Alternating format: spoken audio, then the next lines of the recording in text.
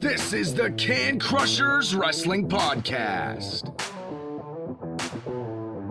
The following contest is scheduled for one fall.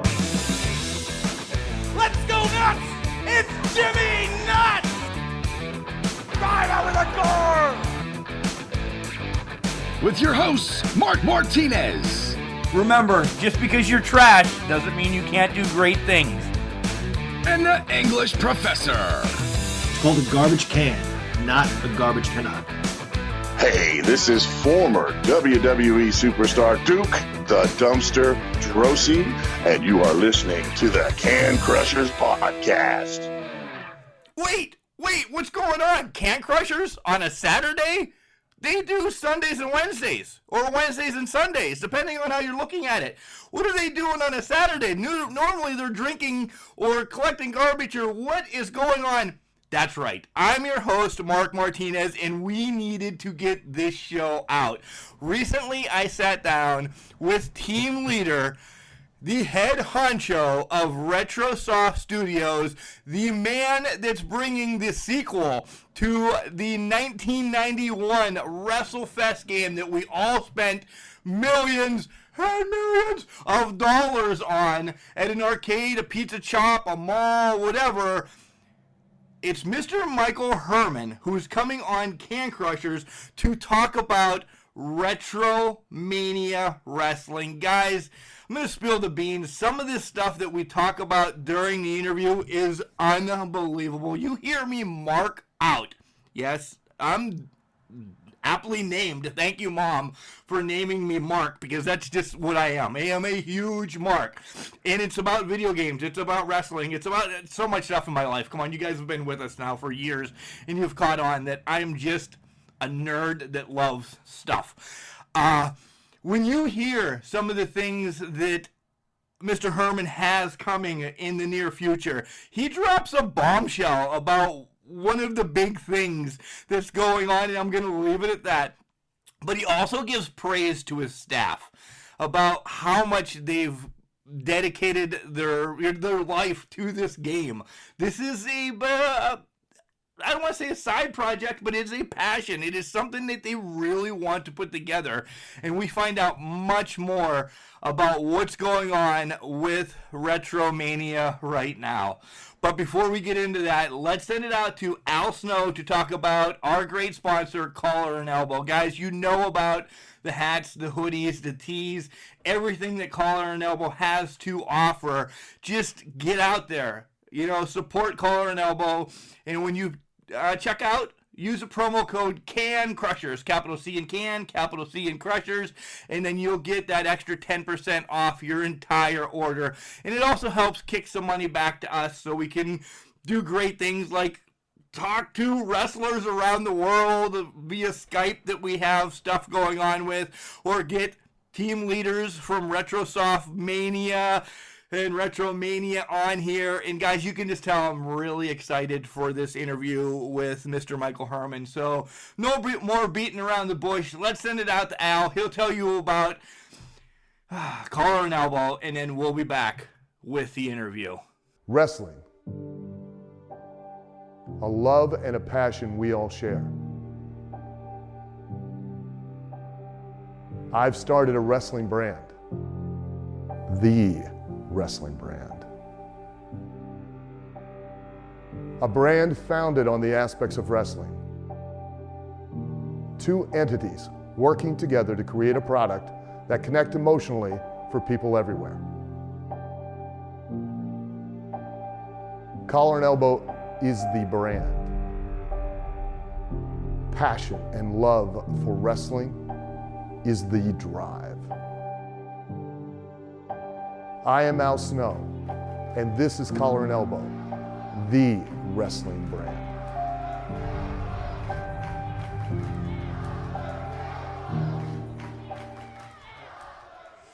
And welcome back to to Can Crushers. Guys, make sure you check out your collar and elbow stuff. It's great. You get the extra 10% off when you use Can Crushers, our promo code. But let's dive into the interview that I talked about beforehand with the team leader, the man, the myth, the legend, already in my book, bringing RetroMania Wrestling to all consoles, Mr. Michael Hermann. Michael, welcome to Can Crushers.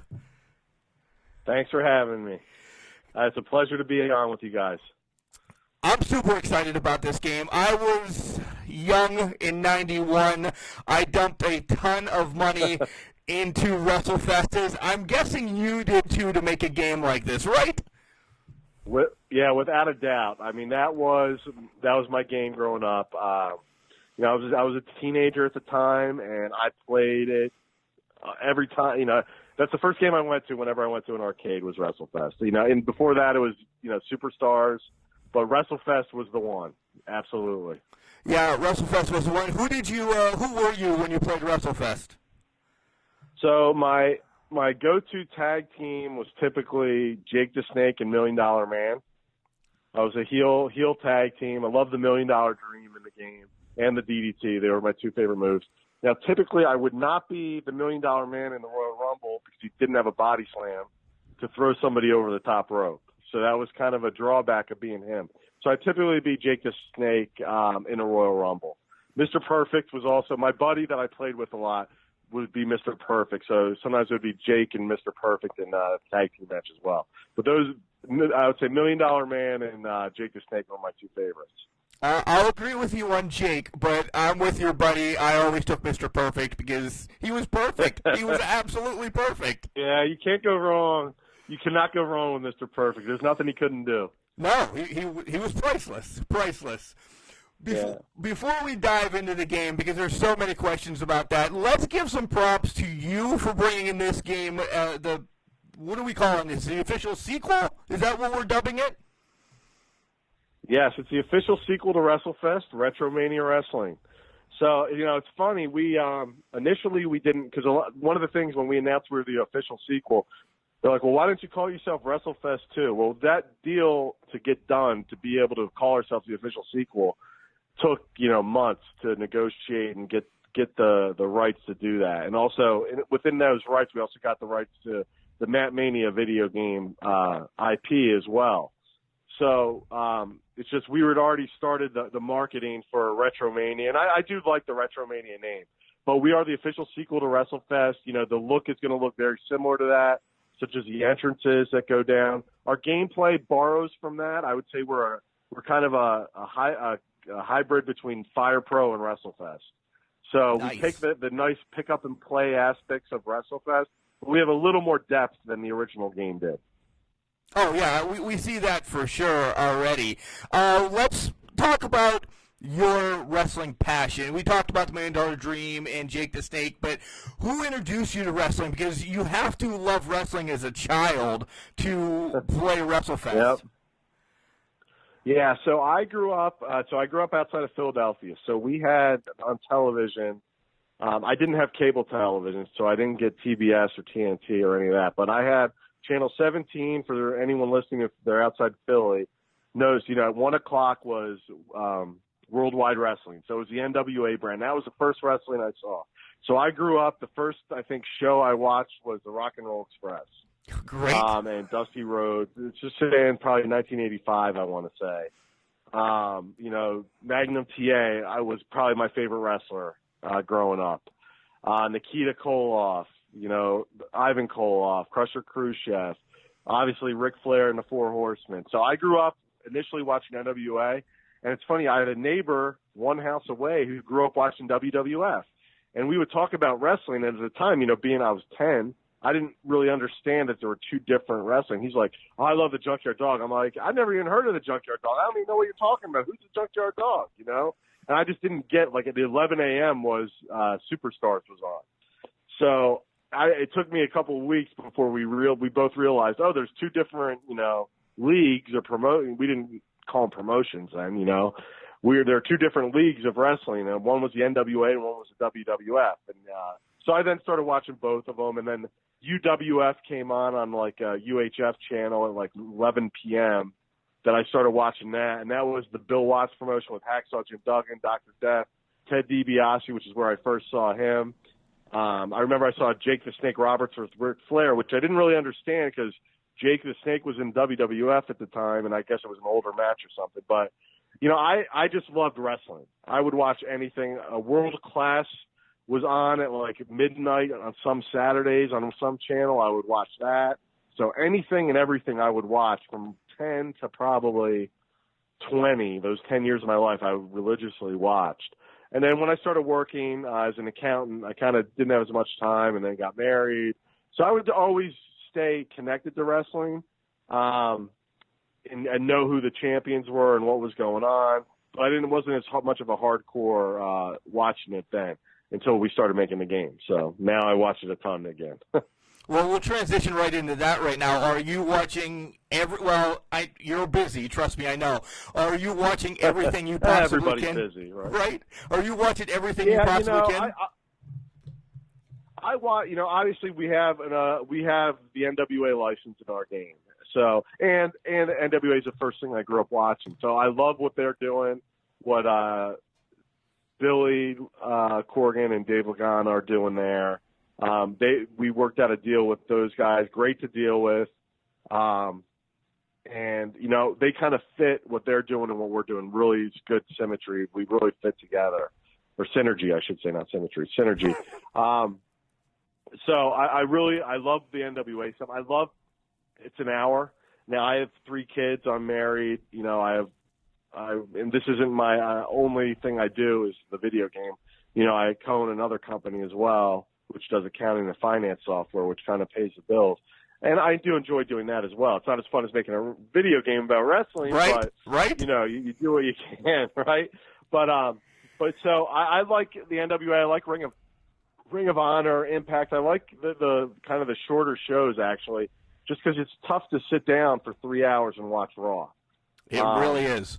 But I love the Bray Wyatt stuff they're doing. I think that's awesome. So. And I've checked out AEW as well. So, New Japan, it's a great time to be a wrestling fan now. It's just easily accessed to Fight TV and all the stuff they have on there. You have Impact and stuff in it. And I've just now with our IndieMania promotion, I'm really getting into independent wrestling. There's some great talented guys out there that are like the stars of tomorrow. And just do some great work. So, I'm getting more into independent wrestling as well. So it's almost like our childhood, because I'm going to lump us together, because just putting 2 and 2 together, I know we're the same age. We didn't talk about this off air or anything, but I know roughly we're the same age, because everything you said that you watched first, I only watched NWA until my buddy from New York moved here, and he's like, dude, have you heard of Hulk Hogan? All right. I'm like, who the hell is Hulk Hogan? Right. I had Ric Flair and Dusty Rhodes. Yeah. Right. I completely lost my train of thought. That's the way this show runs, by the way, Mike. Right. No worries. Right, yeah. So, NWA. By the way, the video with Nick Aldis is amazing that they show consistently weekly on the show. Did you guys do that? I can't take any credit for it at all. So, that was all Dave and Nick. And I don't know who had more say or what in that. But they did the NWA did it. They talked to us about it. They said, it was their idea from the beginning. Let's do a because they started doing the commercials on the first show. The kind of the period, 80s kind of level commercials, and Dave is just like, we want to do a RetroMania commercial to announce that the NWA is going to be in the game. And I'm like, I love it. And they did it, and I had nothing but good things. Like, they nailed it on I don't know how many iterations they went through, but the one I saw, I thought they nailed it on the first try. So it was awesome. I saw it for the first time. I had a preview, but it was totally awesome to see it because I watch it on 6:05 on Tuesdays. I watch their program. I make the whole family now watches it while we're eating dinner. Excellent. When I saw it, it was awesome. I loved it. I'm going retro, baby. Yeah, for sure. Let's talk about some of your staff. And I don't have names written down, but when I was doing some research, you have a staff of pretty hardcore hitters that have brought everything to this game from people that have worked on wrestling games before. So let's give them some of their props. Shoot some names out that have really done a lot for this game.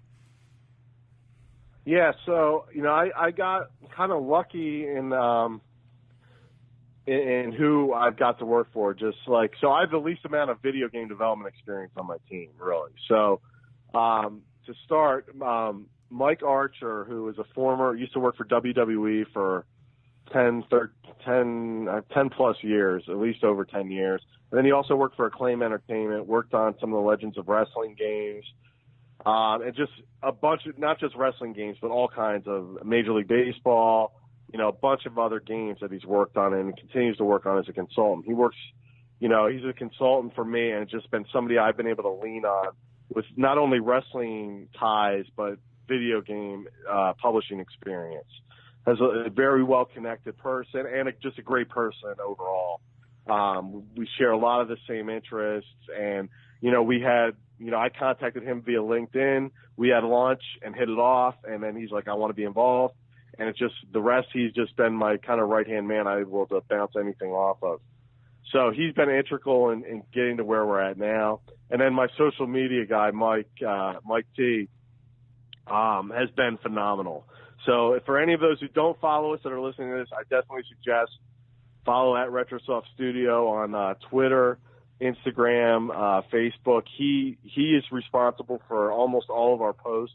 Now, both of us answer questions that people pose on there, and we try to answer almost everything if we can. As we've grown, it's been a little bit more difficult because the number of messages we're getting every day has grown substantially, but we still do our best to answer everything. But he has just been phenomenal with our social media. And then our programmers, Charles and Sebastian, are phenomenal as well. They're our two main programmers that are basically coding the game. And then we have last count, I think currently 8 artists working on the game right now. We represent 5 of the 7 continents that are working on this game. So we have people from all over the world that are helping out doing pixel artwork from the U.S., Canada, Vietnam, Indonesia, Brazil, UK. I said Canada already. Australia. So we have people all over the world, Spain, working on this game. So I can't speak highly enough of my team. It was my dream to do this, but they've really made the dream a reality and gotten us to where we're at right now.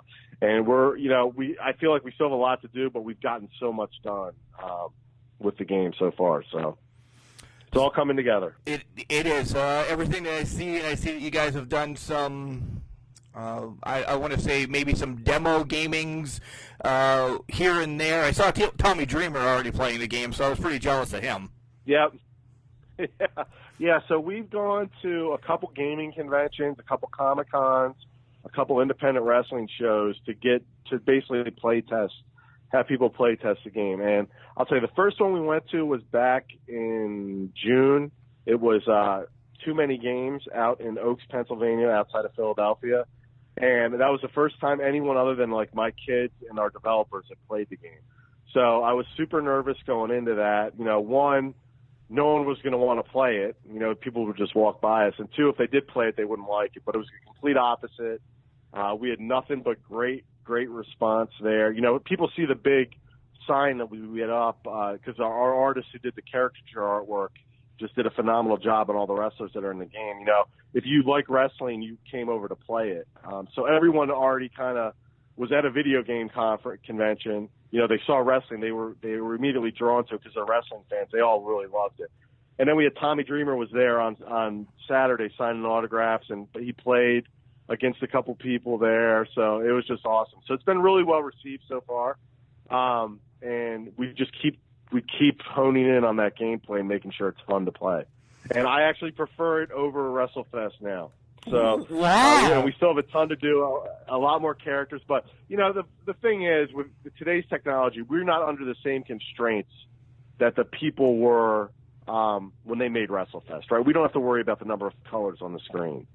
we don't have to worry about the technical limitations of arcade hardware. So we have a lot easier, I will say, than those initial developers did in WrestleFest. Like, we don't have to worry about anything from a constraint standpoint. So, with that, and they also had some different gameplay mechanics that they had to deal with as far as they needed people to keep putting quarters in the machine. So this is more of a console port, if anything. So we don't really have to worry about people putting quarters into the machine. So our gameplay has been changed to reflect that as well. And technology has changed in 30 years, right? A little bit, right? A little bit. Since we have more processing power on what we're talking on right now than those big arcade machines ever had, probably by a million times. Right, exactly.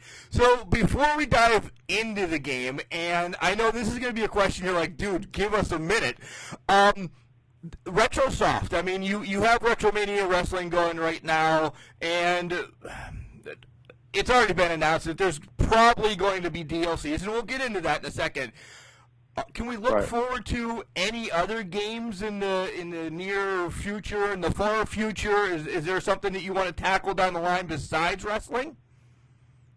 Yeah, absolutely. I mean, I have an ending notebook of ideas that we want to do. Like, I am big into 2D games, and I like sprite artwork. I think it's aged much better than the early 3D stuff. I think there's still a lot of people out there that appreciate sprite artwork. So I have a bunch of other ideas, beat 'em ups, and I was also a big fan of, like, if you remember the Spider-Man, the X-Men, the Avengers, Teenage Mutant Ninja Turtles, those types of beat 'em ups from the early 90s. I would love to do something like that with some different IP that was never done before. Maybe some retro sports games as well that we just don't see as much. There's something about the 2D. It's funny, over the holidays I got a Sega Genesis Mini. Oh, and it took me a little bit to adjust. It took me a little bit to adjust back to the graphics, but once I did, because it is, even though they're 2D, like our 2D is more high res than theirs. It wasn't built for like high resolution TVs, but once you adjust to that, the gameplay is just stellar. You know what I mean? All those games, not all of them, but a lot part of those games, since you were somewhat limited in the graphic style, each pixel meant something, and the gameplay was really good. And I think that era of game and has aged well from a pixel. I mean, our pixel artists are amazing. When you guys see some of these stages that we haven't released yet, specifically I'll mention we have a beach bash type of stage. It's just phenomenal with the ocean in the background, waves, people on the beach. Nice. Those are the kinds of things we're working on. You probably can't use bash at the beach, so I will say it, and you don't have to. Can't use that. But whatever. And I'm not sure if we can just switch the order of the words. I don't know. I'll have to check with our lawyers if that works. But it'll be something, something themed like that. Nice. Maybe the meltdown at Miami. I don't know. I'm just thinking off the top of my head. That sounds great, though. Brawl at the beach.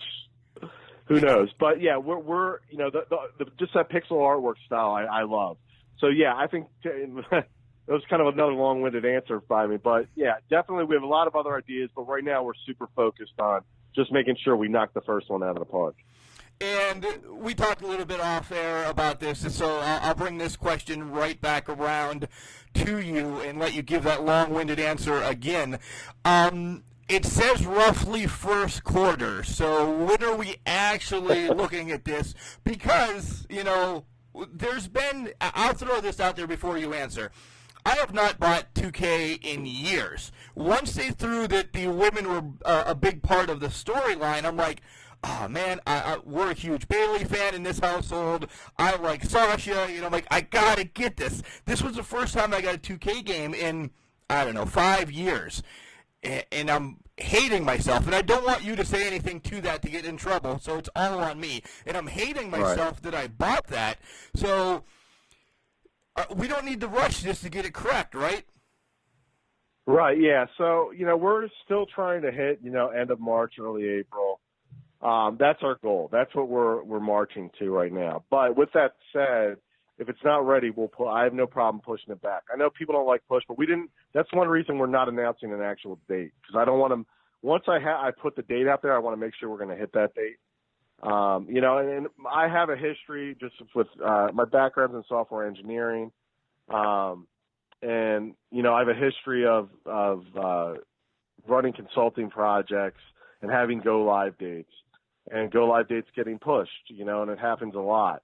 So we're trying to not put a date out on it, and just like I think Blizzard might have always said, it'll be done when it's done, and that's kind of I don't want to rush something out. Unlike 2K, and I'm not going to bash them at all because I understand from a software development standpoint, it's tough. And especially they have a lot of different constraints that we just don't have. Like, we're a small company and we don't have to answer to stockholders.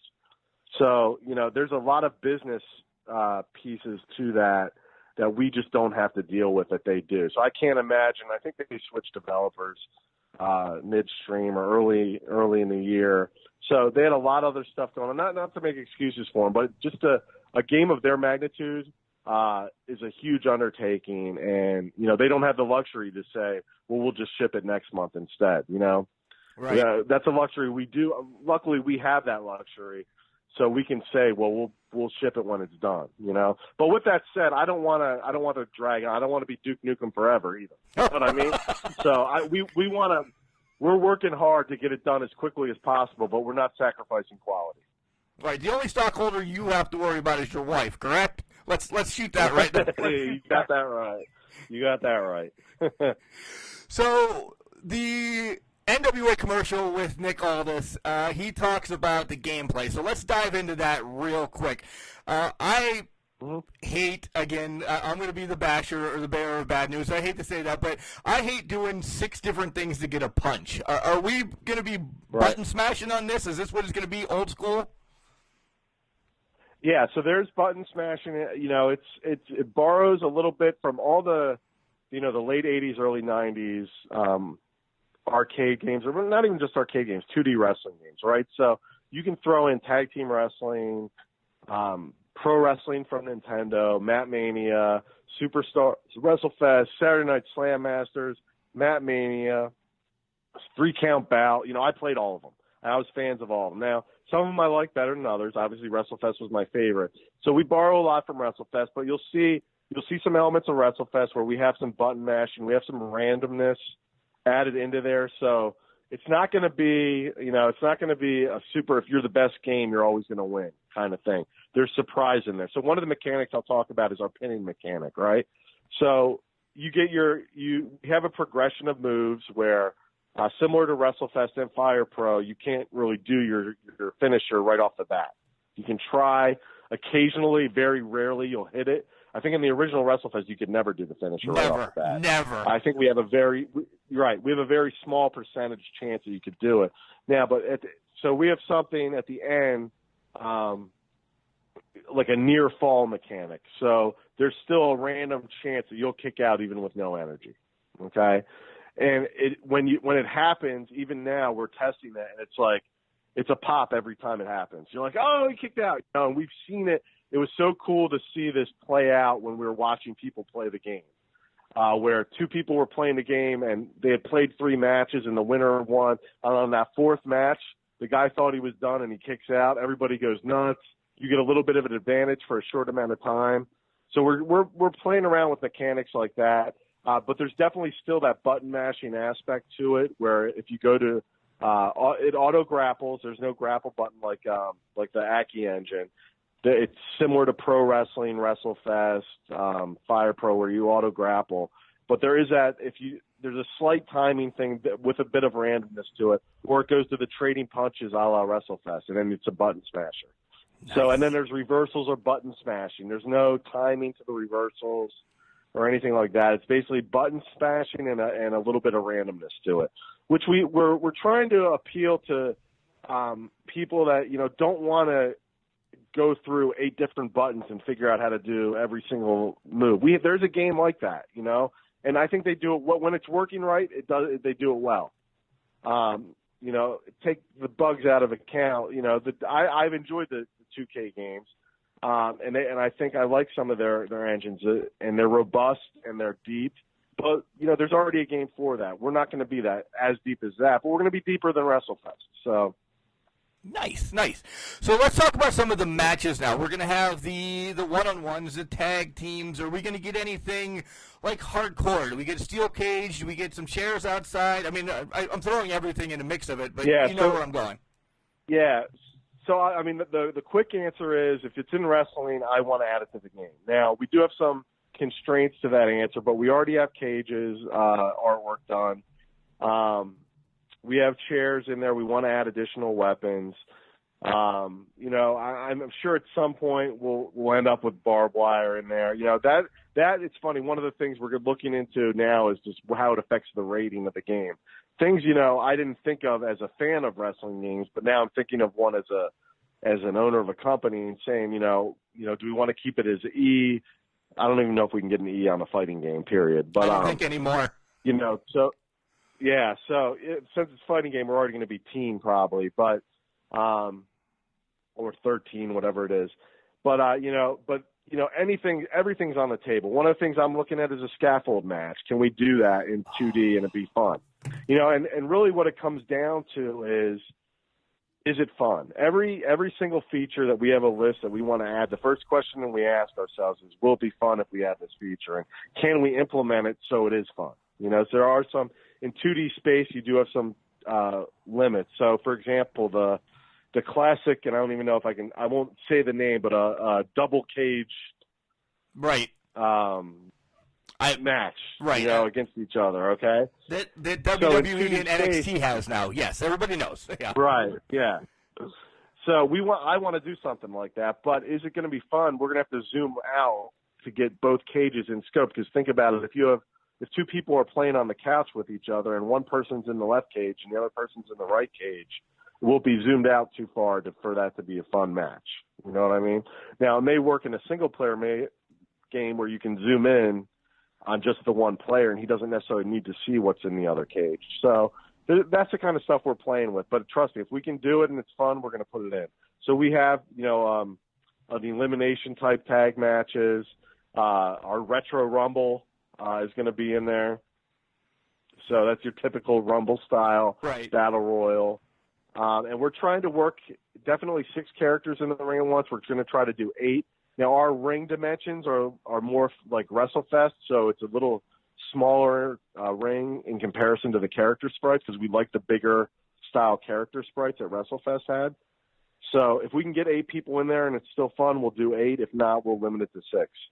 But yeah, I'll tell you though, I want to do everything. So it may not be all at launch because we have to kind of draw the line somewhere. But expect, as long as we're successful, expect continued development of this game, in not just paid DLC but free DLC as well, depending on what it is. That was going to be my next question. We were going to slide into DLCs. Are we looking at DLCs every quarter? I know it's down the line, but I mean, what are your thoughts now? Right. DLCs every quarter, whatever. It depends on what it is. So just from the development process, it's a little quicker to add a new stage, like a new ring, a new arena, depending on what we're doing. Like we can skin a new ring real easily. So that stuff we could add, even weekly. We could add a new indie promotion if we get a deal with them and get their ring logos and all that in the game real quickly. New characters take a little longer to develop. We have to do new animations for whatever their signature moves are, and then we got to recolor our base character. So, they take like an artist about a month to do. But, I want to do as much and as often as we can. So whatever's feasible. If we have a hit on our hands and we have the money coming in that I can reinvest back into the game and offer more content, I want to do it. So to put a time, I can't really say, but I would like to think we can get something out at least monthly, whether that's a full wrestler or just a ring, but something. New gameplay, whatever we can do to make the game more fun. In both free and paid, what would you look for paid? Maybe the wrestlers, maybe a specialty match? Yeah, rings you're going to give away for free, correct? Well, no, I would say gameplay would probably all be free. That's what our goal is, unless there's something that just costs a ton of money to make. My goal is the core gameplay. If we want to tweak stuff and add new features to that, we're not going to we're not going to have people pay for that. Now, and then even with the wrestlers, it depends how much really the license costs us. So some stuff we just might not be able to. Unfortunately, in an ideal world, everything would be free. Right. If I could do it, I would. But unfortunately, there's costs associated with adding new wrestlers, and it's what kind of a deal is the wrestler going to give us from their license to get in.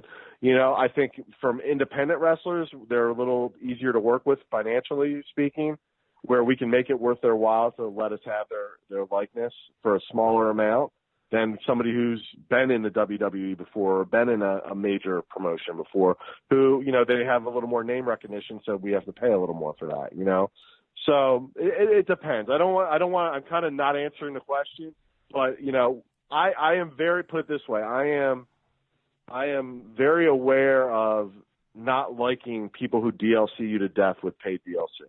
Okay. And whatever we can do to keep the costs down, we will, but we need to be able to have some revenue coming in so we can make more content. You know what I mean? Yeah, no, it makes sense. Unfortunately, it is partially a business decision, that we can bring in, but first and foremost, we are fans of wrestling games, and we want to do as much as we can. So we'll figure it out, but we'll do the best we can as far as keeping the cost down for additional content.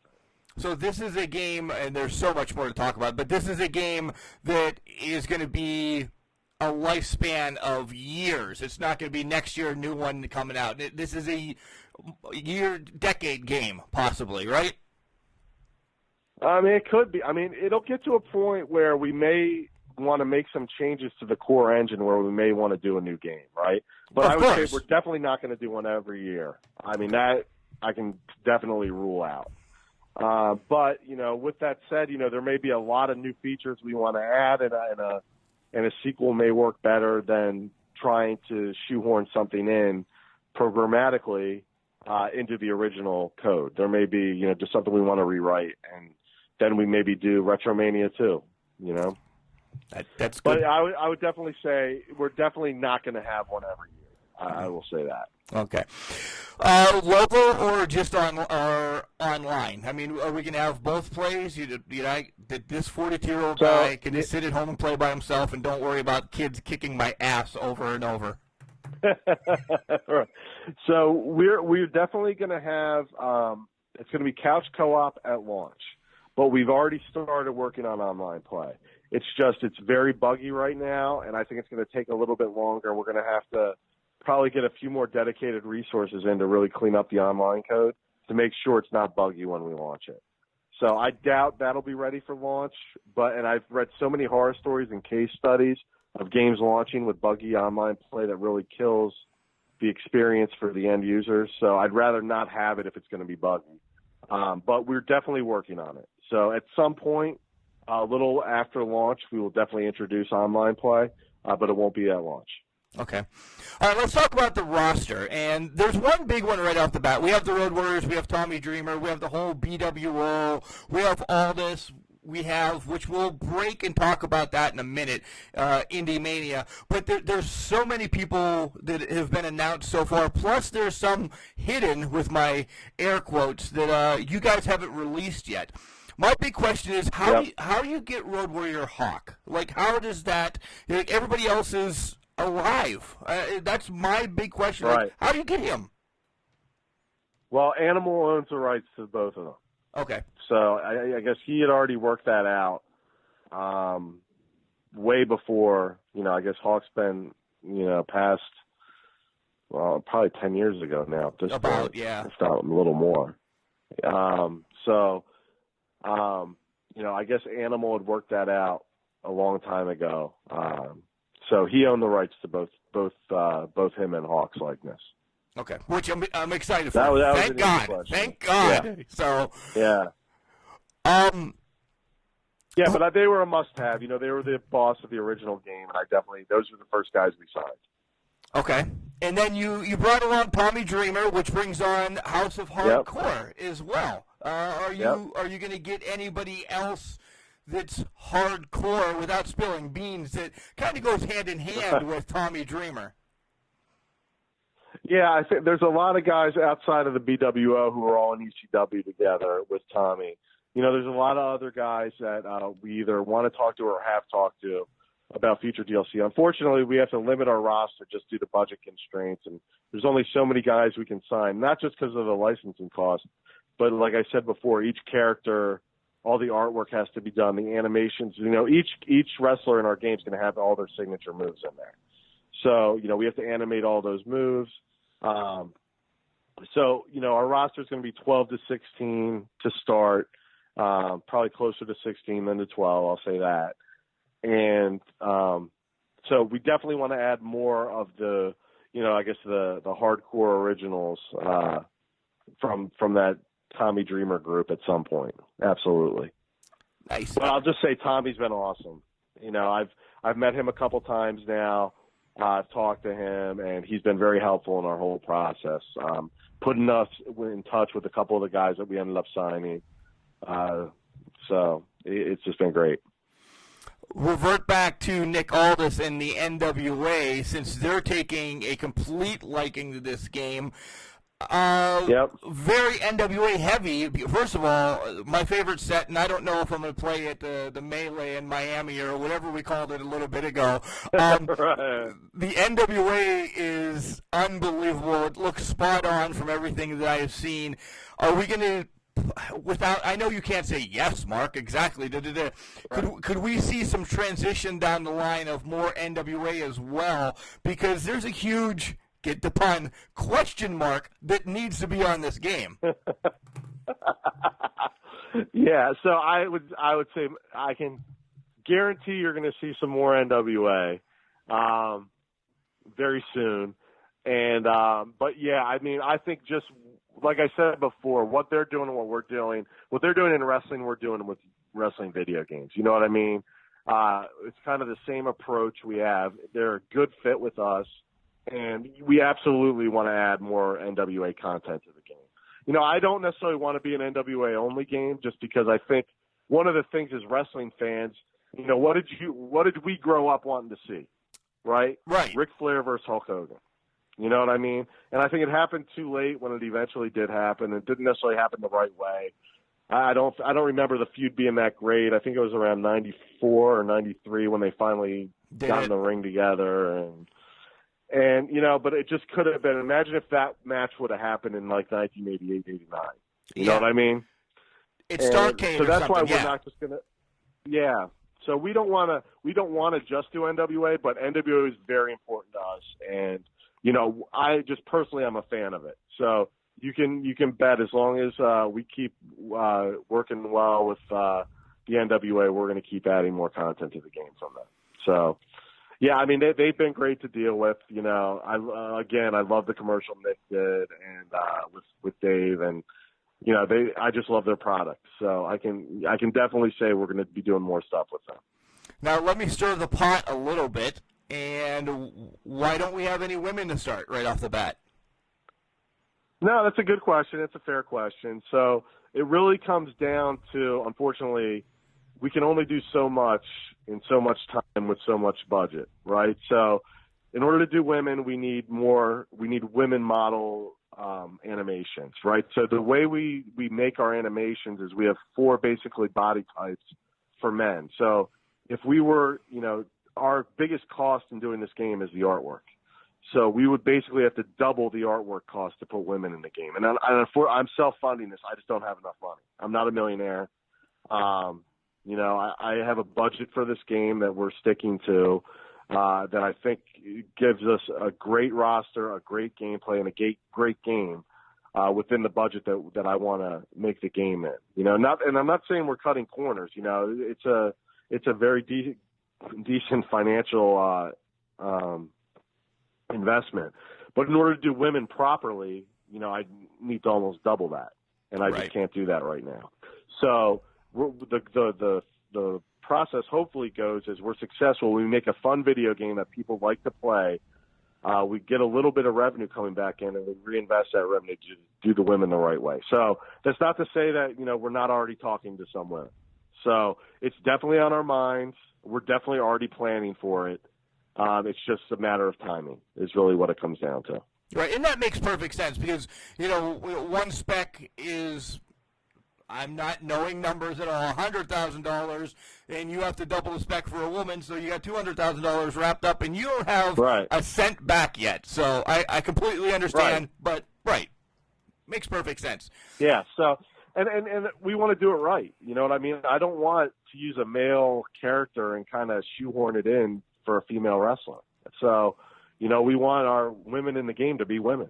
So, you know, we'll get there. Hopefully we get there. You know, if we're doing our job right and making the game fun, we will definitely get there. Right. You don't want anybody like Captain Lou Albano coming out being the women body type. That just wouldn't work for, you know, somebody like Ray Lynn or somebody. Yeah, I completely understand. Right. Ring entrances. Yeah, but no, go ahead. No, go ahead. You go first. No, that's all I was going to. I was just going to piggyback on what you just said, but we're good with that. We can move to ring entrances. All right, let's talk about ring entrances. Is there going to be something different with each person coming down? I mean, I know we're all about WrestleFest where they just walk out, you know, cool stuff like that. Different music or the 80s ding ding ding ding ding ding music? No, so we have entrance. We have like kind of 16-bit era ring entrance music for each of the wrestlers, their own. So I believe in WrestleFest it was just really the Road Warriors had their own music, right? And that was it. I think everybody else came out with the same thing. But we have individual ring entrance music for each wrestler that we did custom. We looked into licensing, but it just didn't work for us. So we have individual ring entrance music that we think fits each wrestler. So and the entrances, for the most part, they're going to be, you know, the standard WrestleFest walk down that center aisle, but we do have a few surprises in there as well. I love these surprises. I'll just leave it at that. I'll leave it at that. There's not any time that I want to fast forward to April, or, you know, I'm going to say April this year, to get this game. And how is it going to be available, by the way, before I jump into what's going on right now? Is it just going to be a downloadable game on PlayStation, Switch, Xbox One, or can I get a disc? So, digital, as of right now, like if I had to say, it's digital only right now. We are talking to a couple physical disc cartridge manufacturers now and discussing the possibility of doing a physical release as well. And then I'll also add we're discussing with an arcade manufacturer as well. What? And that's an exclusive that you get. So. What? That just... I'm in the process of trying to talk to my wife to get an arcade game in my house that, you know, plays 13,000 games, and WrestleFest is, of course, one of them. And she's given me not the okay yet, but, well, let me think about it. And I'm throwing games at her now that she would love to play just so I can pay this set amount of money to get WrestleFest. You know, that's what I want. Right.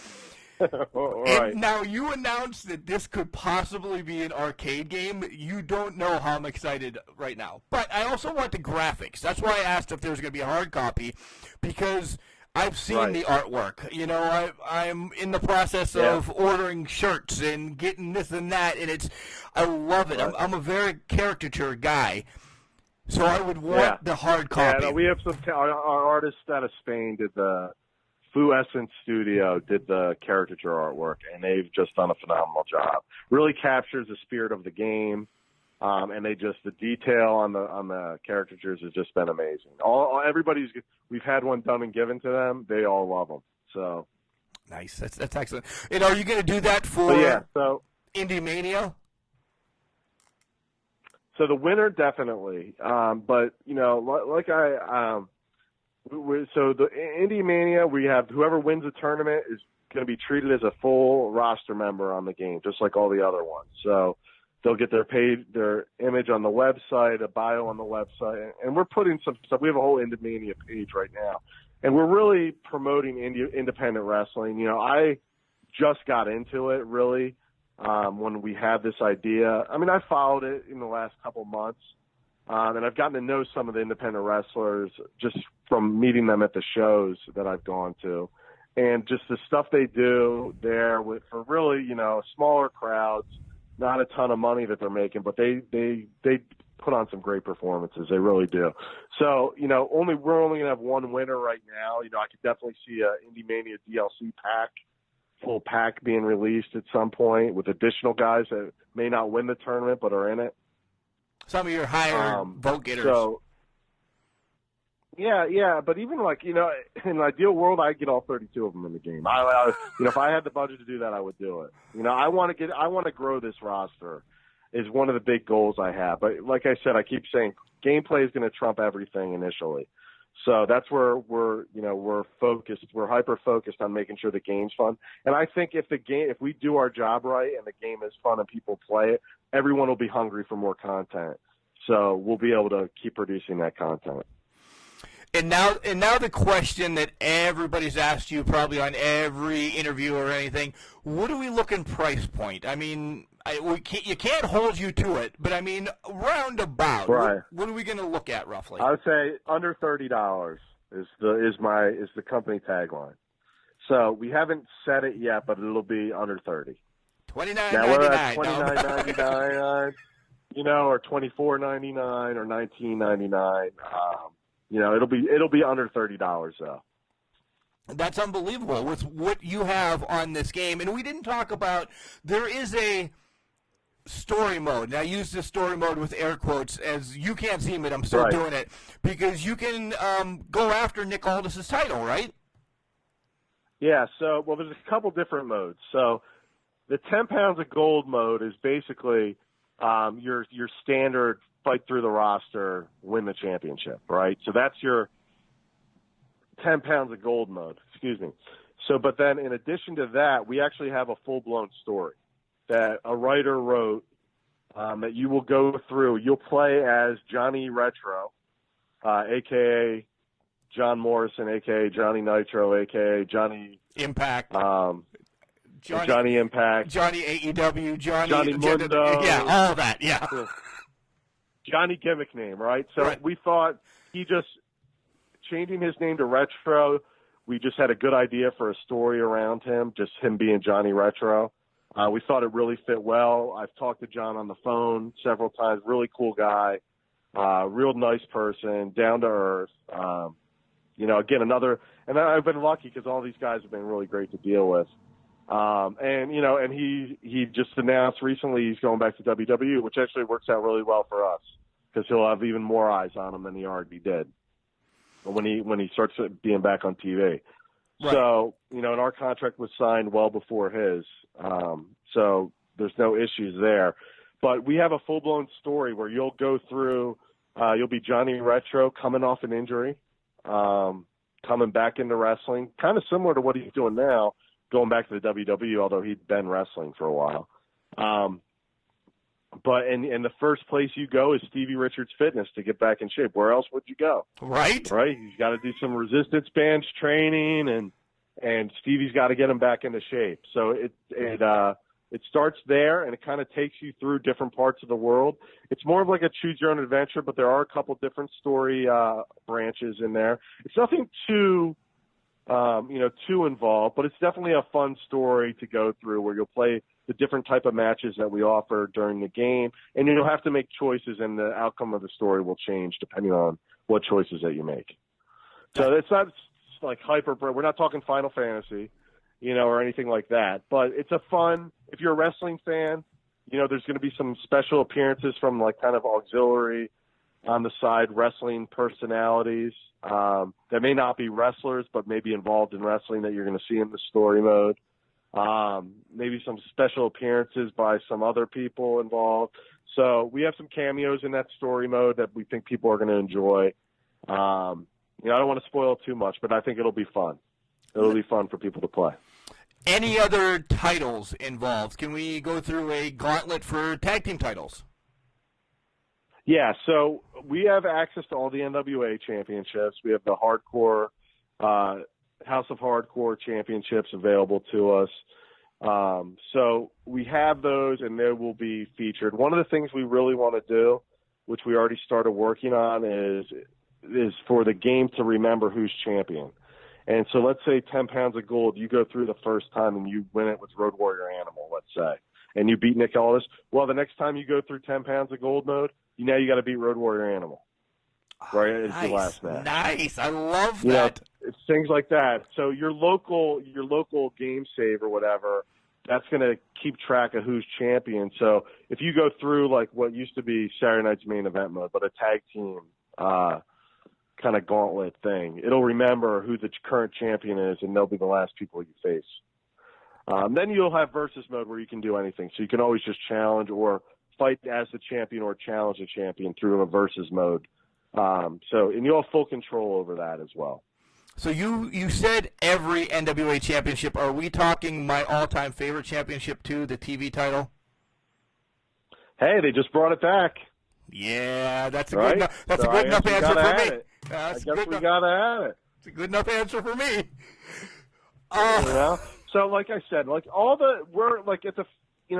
a wrestling fan. I'm a video game fan. Those are all the kind of things that I want to see in there. And they didn't have them when I was a kid. I think a lot of the other games now have done this kind of stuff, but I think it's still not necessarily standard in all wrestling games. So, we definitely want to, you want to see your champion walk down the aisle wearing that belt. You know what I mean? You want to see that. So I want to see, like, if I'm in any part of my 10 pounds of gold mode, I want whoever's currently champion on my system, I want it to know who's champion on my system. So when my friends come over, I can play as a champion, or maybe they're the champion and they play as them, whatever it is. So nice. So anything fun. And it sounds amazing. I really cannot wait. I was excited from the first commercial. Now I'm just pumped even more. Finally, before we get into some closing stuff, create a player. I know right now it's not a possibility, but is it something that we're going to look at down the line? Yeah, absolutely. So we're definitely going to look at doing it. And again, the reason we're not doing it initially, it's similar to my answer that I gave on the women's wrestlers, right? Right. So if we have a creator wrestler, and let's say you want to create Stone Cold, well, we better have the double bird salute and a kick to the stomach and the stunner the way he does it, right? Right. So we have to draw that animation. And if we want the Rock in there, if people to be able to create the Rock in the game, we got to have the Rock Bottom in there. We got to have the People's Elbow in there, right? And then you go through, you have Hulk Hogan, you better have the leg drop in there. You better put the taunt with your hand to your ear, so on and so forth. So we have to do all those animations, or our creator wrestler mode is not going to be worth anything. So if you can't create the wrestlers, you may be able to get the look down, but if you can't do their moves, what's the point? Right. I don't want Hulk Hogan doing a splash like the Blue Meanie's gonna. It's not gonna happen. Right. You know what I mean?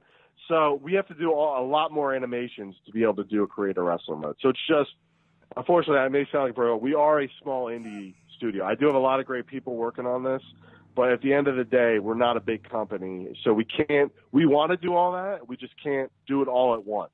That's not saying it's never going to be done.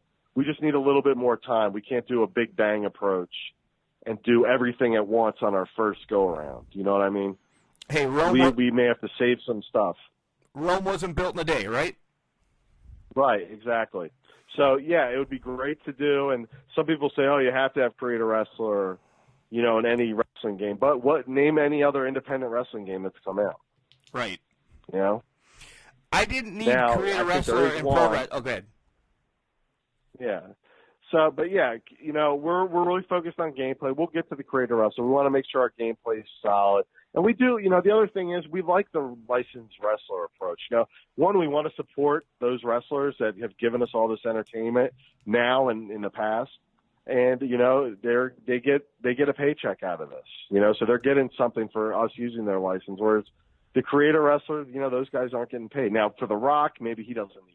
Who knows? You know what I mean? Right. They're doing okay. But for a lot of the guys, we're the IndieMania tournament, we want to get these guys some exposure so they can do something else. So, and I don't want to say, we want to make money too. So I don't want to sound like completely, I'm just for them and everything. So we are running a business and everything. Don't get me wrong. But at the end of the day, this is more of a passion project. I wanted to make money and I wanted to do well so we can keep making more games. But that's not really the reason I got into it. Right. Let's talk about on your website as well. you got some clothing on there. You have some cool merch that's available that maybe some people have not gone to. Shoot out your website and what else is on there. Yeah, so we're at www.retromaniawrestling.com.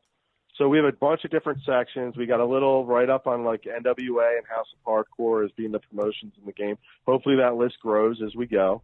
We like you said, we have a merchandise page where we are on Pro Wrestling Tees. Ryan Barkin over there set us up with the store, and we have a cut. Pretty soon, all of the wrestlers will have shirts with their caricatures on our store. Right now, I think we have 4 or 5 of them out there now that you can purchase.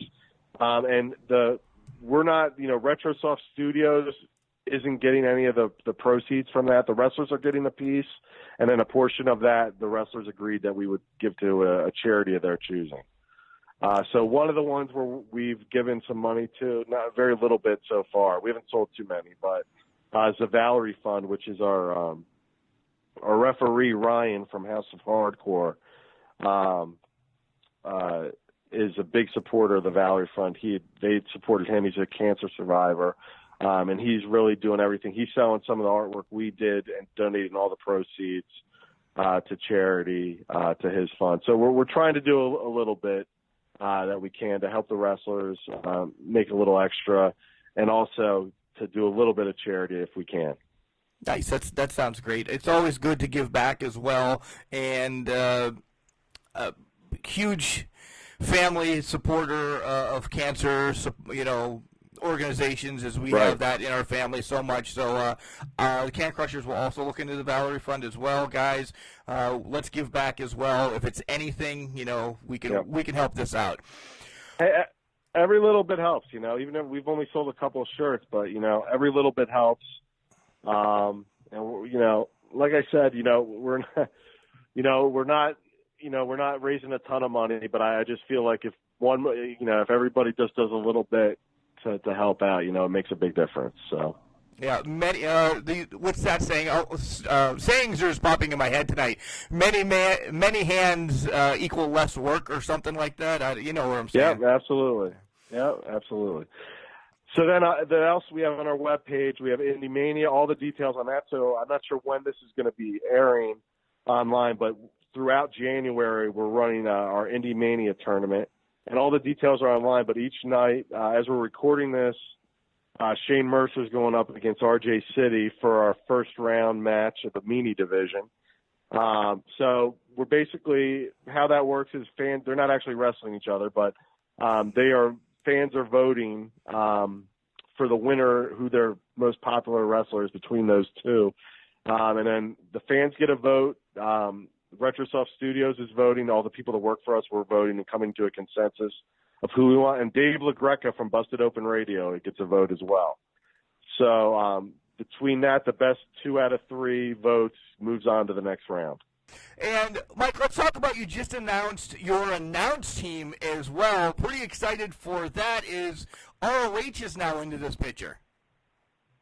Yes. So we have Ian Riccaboni and Cole Cabana are going to be doing kind of like a NBA Jam type audio commentary, similar to the original WrestleFest, maybe a little bit more than just Hulk, Body Slam. We're doing a little bit more than that. But it's not going to be, traditional play-by-play by any means, but just something fun to add to the atmosphere of the match that's going on. They've already done some recordings for us. And, the artwork of Ian and Cole look fantastic. I think we got to get Cole done in his announcement gear as well. And we also will be having another ring announcer as well that we're going to announce shortly. I was going to say, so we're finishing up the artwork there. Cole's actually a playable character. How is he going to announce his own matches? Yeah, we got a couple ideas of how we're going to handle that. So we haven't decided quite, but that was one of the first things people were saying. They're like, I think Taz was a playable character in one of the SmackDown games, and he was on the announce team. So it was a little bit weird. So we'll figure out. We'll get something fun and creative of how to handle that properly. Well, if you ever need help, the Can Crushers are here to help you out, without a doubt. All right. Sounds good. All right, Mike, I know you're a busy guy. I know you're going to, hang up right now and get back to work on RetroMania. At least I'm hoping you are. tell everybody else where they can vote for IndieMania and more of your social media. Yeah, so IndieMania, all the voting's done on social media, so it's real easy. Basically, either like or retweet on Twitter, follow or like on Facebook and Instagram. If you just follow us at RetroSoft Studio on Twitter and at RetroSoft Studios on Instagram and Facebook, whatever your chosen social media, all the votes count. All three would count for your favorite wrestler, so you can go there and follow us there. All of our announcements are done through social media. We also have a newsletter that you can sign up on our website. If you go to www.retromaniawrestling.com, scroll to the bottom, enter your email address, and click subscribe. We send out a newsletter maybe every 4 to 6 weeks, just some specific information that only the newsletter followers get. And then that's pretty much it. Stay tuned, and then hopefully early 2020, it'll be in your hands. Yeah, we can't wait. Mike, thank you for coming on Can Crushers tonight. It's been a pleasure, and I can't wait to be kicking some ass with Nick Aldis. Awesome. Thanks, Mark. I appreciate it. So where to start? First and foremost, we have to say thank you again, Mr. Michael Hermann, for coming on Can Crushers and spending some time and telling us the complete lowdown of what's going on with RetroMania Wrestling. 2, guys, make sure you're out there daily voting. I know you've missed a couple if you're just hearing this for the first time, but we're still in the first round. Make sure you just get to RetroMania Wrestling, Facebook, Instagram, however you need to, and vote. There's some great stars that really need votes to get on this game. And I'm with Mike on this. If we could slowly, as I'm all of a sudden into RetroStroft, if we could get everybody from this tournament in the game in the near future, that's unbelievable. I would love to play with RJ City or Yellow Dog, or a Can Crusher alum himself, Jay freaking Bradley, is in the tournament. How much would you love to play with Jay Bradley, the biggest heavyweight, part of OVW's Legion of Brutality? It's unbelievable. And how cool would it be if we could work something out, if I could call Al Snow and OVW could slowly get into this game as well. All things that, could possibly happen, and hopefully something like that does, because this game is built, as I said, talking to Mike, for years, This is the DLCs that can happen, and it's just completely building, and it's all about money. I completely agree with Mike. He's not, Tony Khan all of a sudden. He's not Vince McMahon. But he's doing this for passion, the love of the game, and it's unbelievable. And who wouldn't want to play a freaking scaffold match? Of course you have to have the Road Warriors up there against, I don't know, maybe Tommy Dreamer. Maybe the Blue World Order would be great. The Road Warriors throwing the Blue Meanie off and Stevie Richards. That would be awesome. Something I didn't get to talk about was managers. Slipped my mind in the midst of the whole thing. Is it possible in the near future we see a manager kind of DLC? That probably goes hand in hand with the women as well and the creative player. There's always that extra step that has to happen. But unbelievable. I cannot wait till this game is out. I really can't. And him dropping a bombshell saying that this could possibly be an arcade game. Oh my God, Kelly is going to kill me, because that would probably be the arcade game that would be in the studio here in the near future. We went retro. We went RetroMania here on Can Crushers, and I loved every second of it. Again, give RetroSoft Studios and RetroMania Wrestling a follow on everything. Great interview once again. Thank you, Mr. Michael Hermann, for coming on the show. And remember, just because you're trash doesn't mean you can't do great things. It's called the Garbage Can, not a Garbage Cannot. See you guys tomorrow with our weekly show, and keep it real. Get ready to go retro.